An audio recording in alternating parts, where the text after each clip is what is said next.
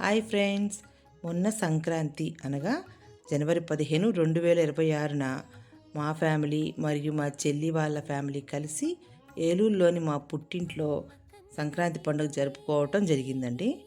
నిజానికి నాన్నగారు అమ్మ ఇద్దరు కూడా కాలం చేశారు.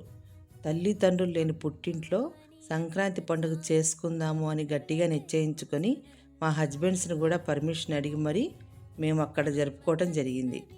ఎందుకంటే మా చిన్ననాటి జ్ఞాపకాలు ఎన్నో కూడా అక్కడ ఉన్నాయి. అవన్నీ మరొకసారి గుర్తు చేసుకుందామన్న ఆలోచనతో మేము అక్కడికి వెళ్ళామండి. మా నాన్నగారు ఏపీఎస్సీబీలో యూడీసీగా చేసేవారు. ఆయన సర్వీసులో ఉండగానే 400 గజాల విశాలంగా ఉన్న స్థలంలో ఆయనకు నచ్చినట్టుగా ఇల్లు కట్టుకున్నారు.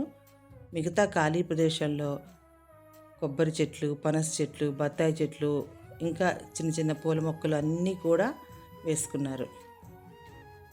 మా నాన్నగారు చనిపోయి 12 ఏళ్ళు అవుతుందండి. మా అమ్మగారు 4 ఏళ్ళు అవుతుంది చనిపోయి. కానీ అమ్మా నాన్నలు లేని లోటు ఆ ఇంట్లో స్పష్టంగా కనిపించింది. చానాళ్ళు అయింది అమ్మ చనిపోయాక. అసలు మేము వెళ్ళలేకపోయామండి కొన్ని కారణాల వల్ల. మా తమ్ముడు కూడా సిటీలో ఉంటాడు.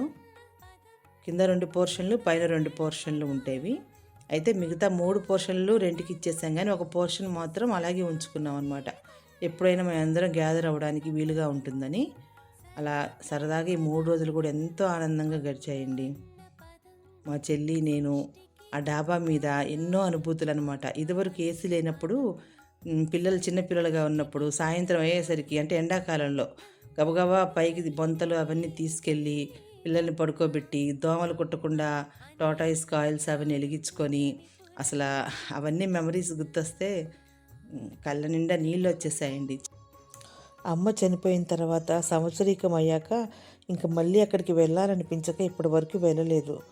కానీ ఈసారి ఎందుకో బాగా గుర్తొచ్చినట్టు అయ్యి నేను మా చెల్లి అక్కడే ఉండాలి 3 రోజులు అనుకున్నామండి. అలాగా సంతోషంగా గడిపాము. ఆ గార్డెన్లో ఆ మొక్కల మధ్య అమ్మ నాటిన మొక్కలు అన్నీ గుర్తు తెచ్చుకున్నాం. Thank you friends, thanks for watching.